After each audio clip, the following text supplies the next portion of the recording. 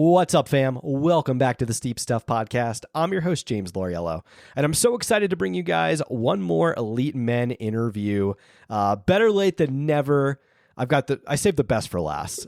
Your favorite runner's favorite runner, one of my favorite people in the sport, probably my favorite runner, pound for pound, one of just the best humans in the sport. This is a good introduction. None other than Mr. Cam Smith.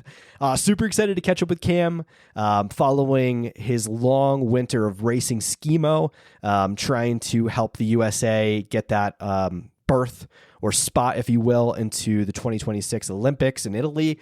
It was fun to catch up with Cam, talk all things Sunapee as well as all things schemo. Cam's in a really good place. Dude's fit. Dude's ready to rock and roll. Dude's ready to race. So it's going to be really fun to see what unfolds. Wishing Cam the absolute best of luck as he takes on this challenge this upcoming weekend at Sunapee. I hope you guys enjoy this one. Always a fun conversation catching up with Cam Smith.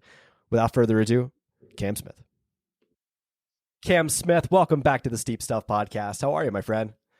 What's up, James? You know, I'm a huge Steep Stuff fan. So yeah, great to be here and great to chat with you and looking forward to whatever we get into. Oh man, good to catch up, man. All right, I got to start the first question. I've had this one loaded for a while. How many croissants did you consume this off season? Oh, that's an easy one. So 200. Yeah. So I was getting close. And then in the last day, it's like, oh, can I do 6 to get to the double century and made it happen. So Forrest, Bo Bonkner from the Rut. The guy that helps put on the rut won a free jacket. So yeah. All right. Contest is over. Was this like an assortment of croissants? Like, did you get more chocolate, more plain, hazelnut? Yeah, anything counts. Anything counts. Usually a plain or stuff with some kind of chocolate or jam. Yeah, you can't be too picky. You got to have them all. Okay. All right, fair enough. Yeah, it's I don't know. I have a German bakery on the corner of where I live now. It's deadly. And then we've got a French bakery across the street. So it's, I've got to be careful, man. I've got to, especially being injured now. I'd be like, oh, can't eat too many. Yeah. And it counts pain au chocolats too, because it's not the way that they're shaped that makes them a croissant. It's the way they're rolled, and pain au chocolats count too. So there's probably 30 or 40 of those in the count. So hoping that those are mostly out of my system before Sunapee this weekend. Fair enough. Well, listen, man, I don't want to bury the lead too much. I'm super excited to have you back on for a conversation. Obviously, this weekend is going to be the Sunapee Scramble, the Mountain Running Championship in the Mountain Classic discipline. Something you are like super disciplined in. Like you've raced this distance a lot. What's the stoke level for this race? Are you excited to go out east and go play with some big competition?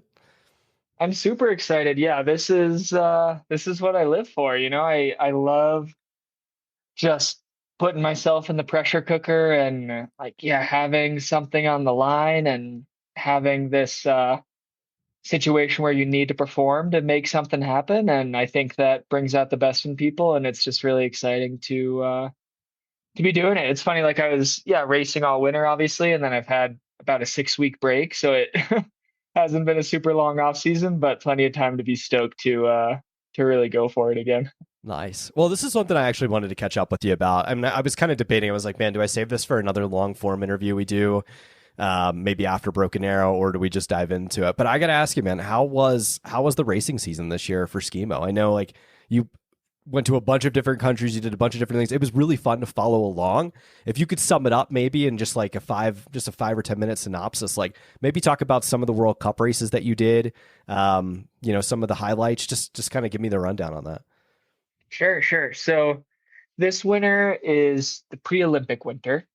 And so the focus for this season was earning a Olympic quota spot for the US. And so the way we did that, or the way we aimed to do that, was where the team sits in the World Cup rankings, specifically in the mixed relay. So the 1-man, 1-female format. And basically, if we were in the top 10, 11, depending on how things shook out, or the top team in North America, so basically ahead of Canada, either of those would get us in. And long story short, we're right on the bubble, and it comes down to one more race in December. Okay. So it's this whole past season plus the very beginning of this coming season. So December 5th and 6th will decide the rest of it. And basically, Canada has 230 points, the US has 229, and the breakdown of each place is um, like it doesn't get down to a single point until way down in the standings. So basically, what that means is whoever finishes ahead of who on December 5th goes to the Olympics, the other one won't. So that's kind of where we are. But backing up to get there, uh, yeah, I sort of changed everything to get ready for this relay format. So like my passion in racing is more the individual and team and vertical races. So like 20 something minutes to 3 4 hours where you're climbing and skiing and out in the mountains and just the more kind of pure form of the sport. And then the relay is basically like 7 minute efforts repeated. So you do a qualification one, and then a few hours later, you and a teammate will race alternate laps. So you do a 7 minute lap, they do a 7 minute lap, you do a 7 minute lap, they do a 7 minute lap. So it was super different. Like I turned into a 7 minute athlete for this winter, and honestly, it was fun and it felt good. Like my training volume was probably 60% of what it is normally, and intensity was way up. Easy days were super easy, and for the first time, I've like looked at 2 minute climbs during a race because that relay has multiple climbs and multiple descents. I've like looked at a 2 minute climb and been like stoked for being able to put power down in that window. And like my body's never been able to do that, you know?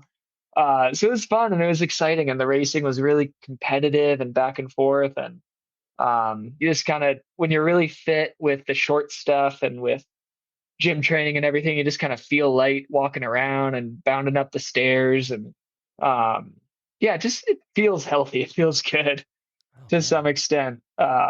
So kind of how the season went was we had a first World Cup in December that didn't have a relay. So that was just kind of people getting the legs shook out. And then January to April, there were 6 different World Cup relays. And for a couple of those, so the very first one, the very last one, I had the fastest time in qualifications individually. And so that's sort of like personally was the highlight of the season. Like, of course, the team stuff mattered way more to me, but as far as what I was doing as my own athlete, being able to do that proved to me that I can race with the best, which was really exciting because Schema's super competitive. Like we have the best racers in the same place every weekend all winter, and then it's not really my strength in an event. So to be able to prove that I can be right there with the top guys after all that those changes in training and everything was super exciting.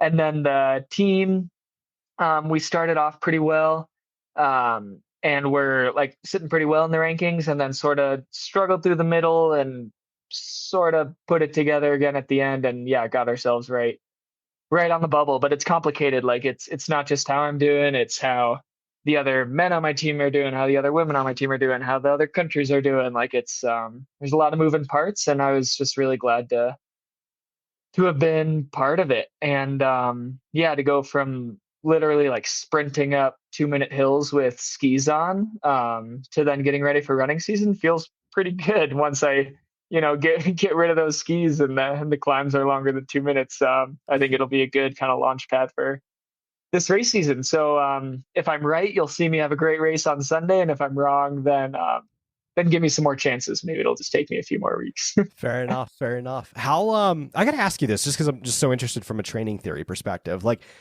obviously you said volume was about 60% this year, so volume's a little bit less, but intensity is higher. Do you feel like that's when you rev the engine, especially transitioning back to running, like are you finding like a new gear now? Like do you feel fitter going into this stuff now? Yeah, it's funny.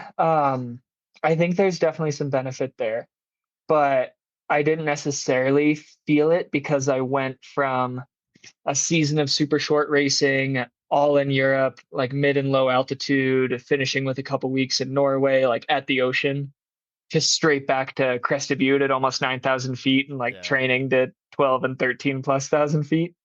And going from 7 minutes to 4 hour sessions. And I felt pretty bad making that transition. And now that I've sort of caught up again, I'm feeling like myself. But there's definitely some carryover there. Like it's only been 6 weeks since the race season, so I'm yeah, in this really weird spot trying to thread the needle of I need to be ready for that first week of December and then the following ski season. And so really what I think that doing competitive and hard and fast races in the summer is a really good way to do that.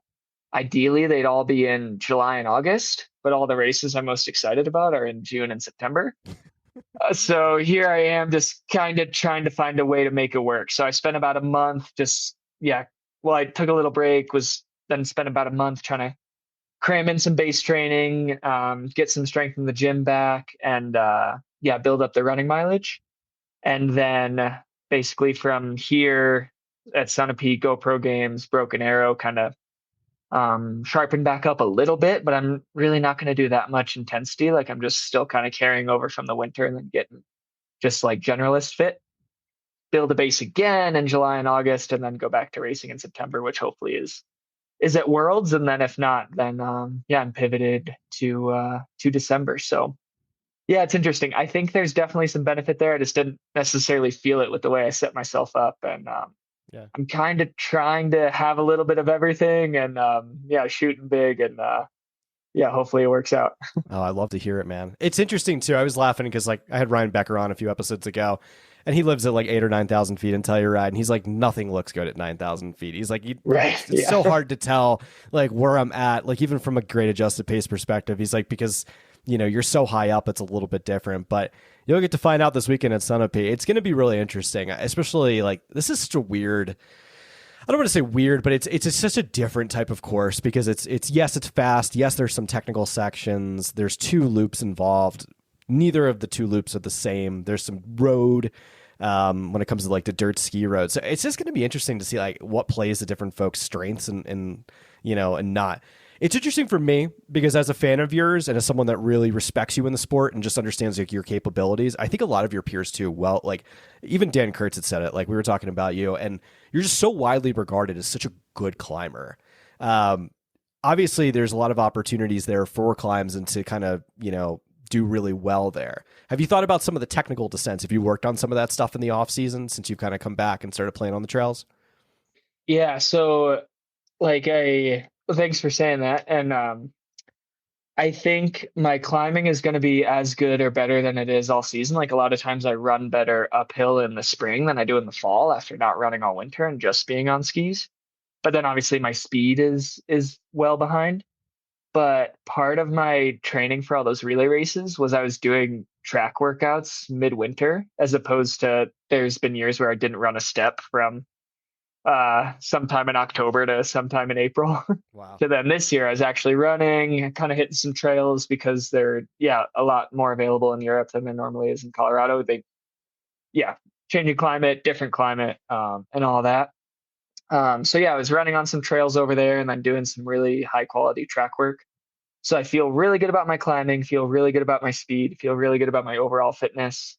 But there's not really any trails open to run in Crested Butte really quite yet. There's a few that are great that get some more sun exposure, but yeah, that's something that I won't have been as well prepared for. But I love technical running, and I'll get warmed up on Saturday and give it all I got on Sunday. So yeah, it'll be interesting, kind of coming in from a funny place.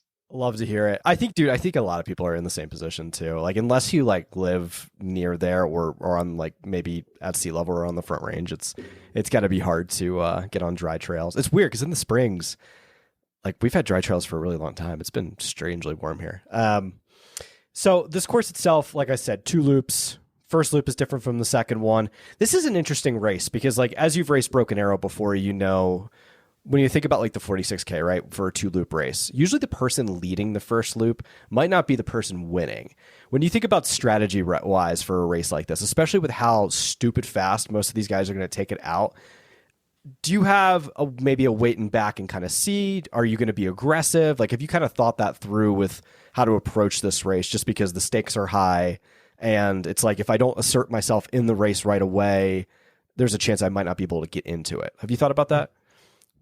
Yeah, that was a really nice way of saying that I led the first lap of the 46K at Broken Arrow last year and then had an epic blow up. So You're yeah, not the only some one. people tend to do this. Yeah, just saying in general. Mason did Um, the same thing too. I mean, it's yeah, yeah. Totally. Yeah, man, I think there definitely will be some turnover, some big turnover in that second lap. But I have no idea where I am compared to everyone else. Like I feel great. I feel better than ever. I've learned a lot about myself just yeah, with taking more time to focus on my racing this past year. Um really this past 6 months. Like I took this winter, this coming summer, and then next year I'm cutting back on work and going all in on racing. And that's given me a lot of room to yeah, figure some things out about myself and just develop as an athlete. And I guess I'm kind of rambling. But point is, yeah, I have no idea where I'm gonna be compared to these guys. Like I haven't run a race since, I guess probably Pikes Peak last year, and yeah, I'm just in such a weird place with trying to hold on to ski season. I've been injured the last 2 years, and then before that, had a few shoulder surgeries in previous years, and skiing in April and May is my favorite thing in the world to do. And so this is my first chance to do that in a while. And so I've been really leaning into trying to hold on to winter and still get ready for these races. And so I'm skiing and then I'm running fast and flat. And yeah, I just have no idea where I am. So like uh, I love high pressure races. I love like having that moment on the line where yeah, like I'm fighting for the win or fighting for, in this case, like top four and like that do or die mentality. And I trust that I'll be ready when the moment comes, but I have no idea what it'll be like, to be honest. all right. No, dude, I listen. It's always I love how like honest you are and like how like real you are with yourself and with the audience. So I appreciate that. And hey, man, that could be a good thing. Like if you don't know where you're at, that might be an awesome opportunity. Just there, you're gonna find out. So here we are. For sure, yeah. Yeah, and um, if I struggle, then I'm looking forward to GoPro games the next weekend, and then Broken Arrow Ascent is the other one I was circling a little bit more. But yeah. yeah, I got lots of chances to take a bite at the apple, and yeah, I'm just giving myself giving myself those opportunities and looking forward to them. Fair enough. Are you? What kind of shoes are you bringing out there with you? Like what type of Dynafits do you race in? Yeah, so I'll plan on racing in the DNA 2. So it's that pink one. It doesn't have carbon, but it has like a super high performance foam in it, which I really like. I just trust a little more on technical trails, and it's bouncy and fast. And I think the pink's pretty hot. And then we'll see. I don't think there'll be much weather to deal with, but it looks like the forecast is changing a little bit. And so if it's muddier, um, I'll bring something with a little bit more like lug to it. But yeah, I'll leave on Friday and then see what the weather looks like that morning and see what other options I need to bring. Nice, smart. Going back to expectations, I'm just curious because I know, like you said, you have a lot of opportunities to take a bite at the apple. You're not quite sure where you're at. What would your expectation then be for yourself? For you, is it to make the team? Like, would you be disappointed if you didn't get a spot, or are you just want to just race to the best of your ability and then go give it another go at Broken Arrow? Yeah, I would be disappointed if I didn't make it because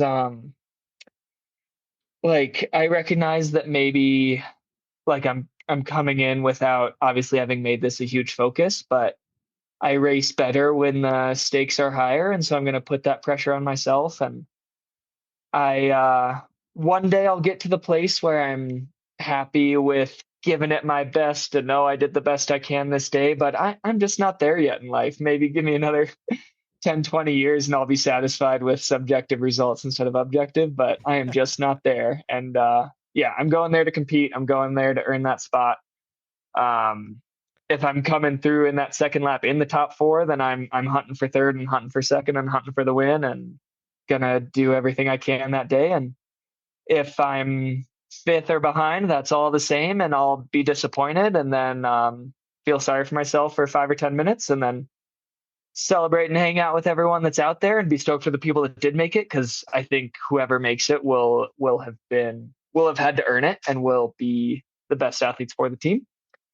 And then after that 5 or 10 minutes of feeling sorry about it, I'll move on to what's next. I love it, dude. What a good answer, man. You're always in such a good mental place. Like I feel like I can ask you these things all the time, and you're very solid and steady with this. If you have the day you want and you make the team and you're going to Worlds, what would that mean to you? Yeah, I made the team in Thailand, and like putting on that USA jersey and having it be that running singlet was like a childhood dream come true. Like I grew up in Illinois and didn't know what skimo was until I was 18. And I did not dream of being a skimo racer. I dreamed of running with that USA logo across my chest, probably on a track. And then I was never very fast and it was never going to happen. And then this was like my sort of second chance at doing that in a sport that now just aligns with my values and passions in life a lot better. And I had the time of my life. Like we were only there for, I don't know, 7 or 8 days, and I had so much fun, like cheering on the other races. And Dan and Joe and I were the three male ascent racers, and I felt like we had a really good kind of camaraderie between the three of us. And a lot of like the people on the ultra scene and Western States folks, like I've always read their names and I never met, and then I got to know a lot of them while I was there. And it was an honor. It was a blast. It was a great opportunity to make memories and go somewhere I never would have been, and meet some just amazing people and be part of this team. And it was, yeah, the experience of a lifetime. And I'm just trying to do it again, because I know that in Spain this year, the US will have such a great team of amazing people and super fast athletes, and we're gonna be racing for medals, and I want to be part of it. So it would it'd be amazing. Dude, I love it. Beautiful answer. You know, I don't know. This is interesting to me. If I was a betting man and thinking about this, like, dude, there's a possibility you could very well make the Ascent team. And I'm not trying to get ahead of ourselves here, but like, could very well make the Ascent team, could very well make the Mountain Classic team, could very well be an Olympian. Like, it's kind of crazy to think about like where your potential future could go. Yeah, I don't know. When you think about stuff like that, obviously you probably don't get too caught up in thinking like that.